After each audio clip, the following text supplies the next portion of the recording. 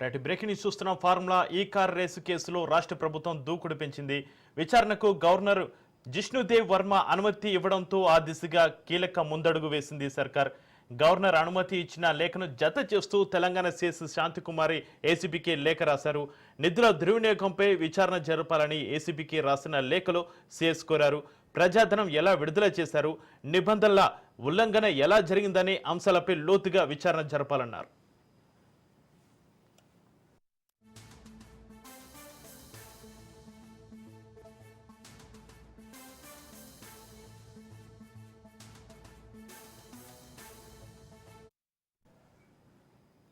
Formula ఈ car race కేసులో రాష్ట్ర ప్రభుత్వం దూకుడు పెంచింది. విచారణకు గవర్నర్ జిష్ణుదేవ్ వర్మ అనుమతి ఇవ్వడంతో ఆ దిశగా కీలక ముందడుగు వేసింది సర్కార్. గవర్నర్ అనుమతి ఇచ్చిన లేఖను జత చేస్తూ తెలంగాణ సీఎస్ శాంతికుమారి ఏసీబీకి లేఖ రాశారు. నిధుల దుర్వినియోగంపై విచారణ జరపాలని ఏసీబీకి రాసిన లేఖలో సీఎస్ కోరారు. ప్రజాధనం ఎలా విడుదల చేశారు, నిబంధనల ఉల్లంఘన ఎలా జరిగిందనే అంశాలపై లోతుగా విచారణ జరపాలన్నారు.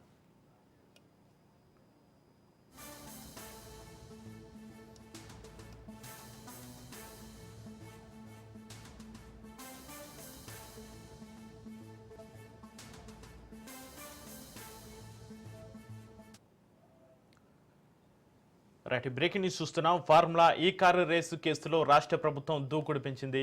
విచారణకు గవర్నర్ జిష్ణుదేవ్ వర్మ అనుమతి ఇవ్వడంతో ఆ దిశగా కీలక ముందడుగు వేసింది సర్కార్. గవర్నర్ అనుమతి ఇచ్చిన లేఖను జత చేస్తూ తెలంగాణ సీఎస్ శాంతికుమారి ఏసీబీకి లేఖ రాశారు. నిధుల దుర్వినియోగంపై విచారణ జరపాలని ఏసీబీకి రాసిన లేఖలో సీఎస్ కోరారు. ప్రజాధనం ఎలా విడుదల చేశారు, నిబంధనల ఉల్లంఘన ఎలా జరిగిందనే అంశాలపై లోతుగా విచారణ జరపాలన్నారు.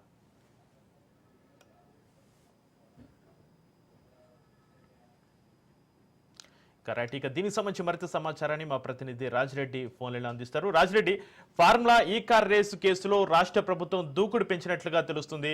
విచారణకు గవర్నర్ జిష్ణుదేవ్ వర్మ అనుమతి ఇవ్వడంతో ఆ దిశగా కీలక ముందడుగు వేసినట్టుగా తెలుస్తుంది సర్కార్. దీనికి సంబంధించి మీ దగ్గర ఉన్న డీటెయిల్స్ ఏంటి రాజిరెడ్డి? ఏసీబీకి విచారణ చేయాలని సిఎస్ శాంతికుమారి లేఖ రాసినట్టు సమాచారం అందుతుంది. నిన్నే మంత్రి కూడా స్పష్టం చేశారు. ఈ కార్ రేస్ విషయాన్ని సీరియస్ గా తీసుకున్నాము, కేబినెట్ లో కూడా చర్చించాము. ఈ రోజు రేపు 2 రోజుల్లో ఏసీబీకి కూడా సిఎస్ ద్వారా లేఖ పంపిస్తామని మంత్రి పొంగులేటి శ్రీనివాస్ రెడ్డి స్పష్టం చేశారు. ఈ యొక్క నేపథ్యంలోనే ఈ రోజు కొద్దిసేపటి క్రితమే శాంతికుమారి సిఎస్ ఏసీబీకి లేఖ రాసినట్టు తెలుస్తుంది. అంతేకాకుండా గవర్నర్ అనుమతి ఇచ్చారు కదా, ఆ అనుమతి ఏదైతే ఇచ్చారో గవర్నర్ దాన్ని కూడా అటాచ్ చేస్తూ విచారణ చేయాలి. ఈ నిధులు ఏ రకంగా దుర్వినియోగమయ్యాయి, ఎలా దుర్వినియోగమయ్యాయి, వాటన్నిటిపైన సమగ్ర దర్యాప్తు చేయాలి అనేది కూడా ప్రభుత్వం పరంగా సిఎస్ ఏసీబీకి లేఖ రాసినట్టు తెలుస్తుంది. అయితే ప్రభుత్వానికి కొన్ని ఆధారాలు అందినట్టు తెలుస్తుంది. ఆ ప్రభుత్వానికి అందినటువంటి ఆధారాలను సిఎస్ కి పంపించారు, నివేదిక, సమగ్ర నివేదిక. అంతేకాకుండా గవర్నర్ ఏదైతే అనుమతి ఇచ్చారో ఆ కాపీని కూడా సిఎస్ జత చేస్తూ ఏసీబీకి పంపించినట్టు తెలుస్తుంది. ఇక ఈ కార్ అంశం ఏదైతే ఉందో రాష్ట్ర వ్యాప్తంగా సంచలనం రేపుతుందో ఆ అంశానికి సంబంధించి ఏసీబీకి సిఎస్ శాంతికుమారి లేఖ రాయడం వల్ల ఇక విచారణ వేగవంతమయ్యే అవకాశాలు అయితే కనబడుతున్నాయి. ఏ క్షణాన్నైనా కేటీఆర్ కు 1-2 రోజుల్లో ఏసీబీ నుంచి నోటీసులు వెళ్లే అవకాశాలు ఉన్నట్టు కూడా తెలుస్తుంది. ఇక ఈ యొక్క అంశాన్ని సీరియస్ గా తీసుకున్నటువంటి ప్రభుత్వం మొదటి నుంచి కూడా బీఆర్ఎస్ 10 సంవత్సరాల్లో అది పెద్ద ఎత్తున అవినీతికి పాల్పడింది అనేది కూడా కాంగ్రెస్ అధికారంలోకి వచ్చిన తర్వాత ఆరోపణలు చేస్తూ వస్తుంది. ఇక ఆరోపణలు కాదు, దీనికి సంబంధించినటువంటి ఈ కార్ రేస్ కు సంబంధించినటువంటి కొన్ని ఆధారాలు కూడా లభించడంతోనే ప్రభుత్వం ఈ రకంగా అడుగులు వేసింది. ప్రభుత్వం దగ్గర ఉన్నటువంటి ఆధారాలను సిఎస్ పంపించడము, గతంలోనే గవర్నర్ అనుమతి ఇవ్వడము,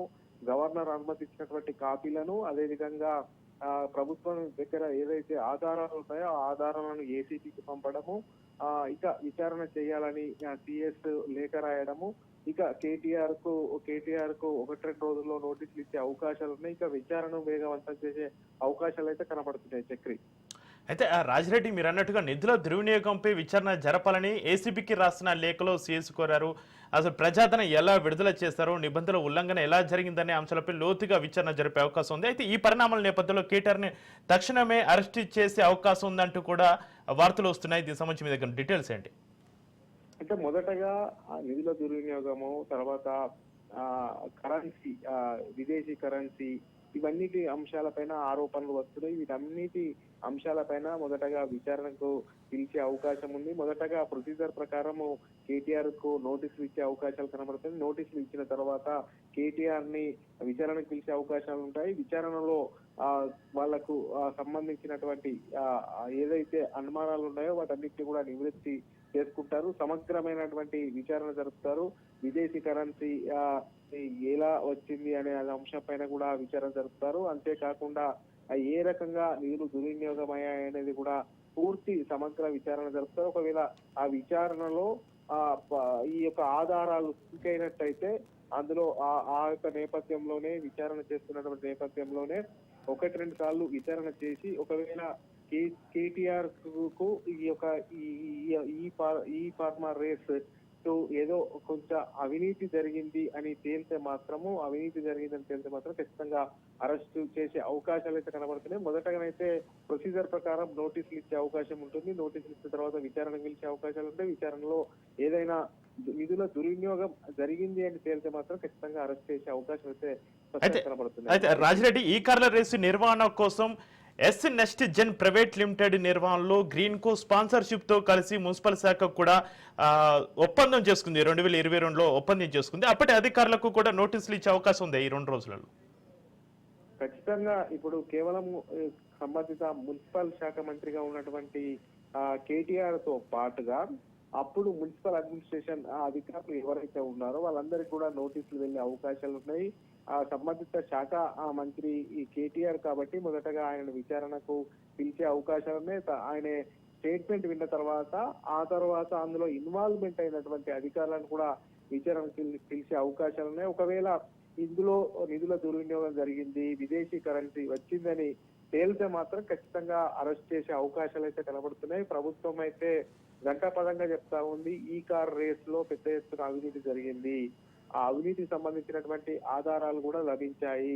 అందులో భాగంగానే ఏ అయితే ఆధారాలు లభించాయో ఆ నివేదికను కూడా సిఎస్ పంపించాము, సిఎస్ నుండి ఏసీబీకి లేఖ వెళ్తుంది అని నిన్న మంత్రి కూడా స్పష్టం చేశారు. ఈ రోజు మంత్రి చెప్పిన విధంగానే ఏసీబీకి సిఎస్ లేఖ రాశారు. అయితే ఈ చట్టం తన పని తాను చేసుకుంటూ వెళ్తుంది. ఇందులో ప్రభుత్వం ఇన్వాల్వ్మెంట్ ఏమీ ఉండదనేది కూడా ప్రభుత్వం చెప్తున్నటువంటి పరిస్థితి కనబడుతుంది. నివేదిక ఇచ్చిన తర్వాత ఈ యొక్క సంబంధించినటువంటి అంశం పైన కేటీఆర్ కు మొదటగా నోటీసులు ఇస్తారు. తర్వాత విచారణకు పిలిచే అవకాశాలు అయితే స్పష్టంగా కనబడుతున్నాయి. Chakri. Right, thank you Rajireddy.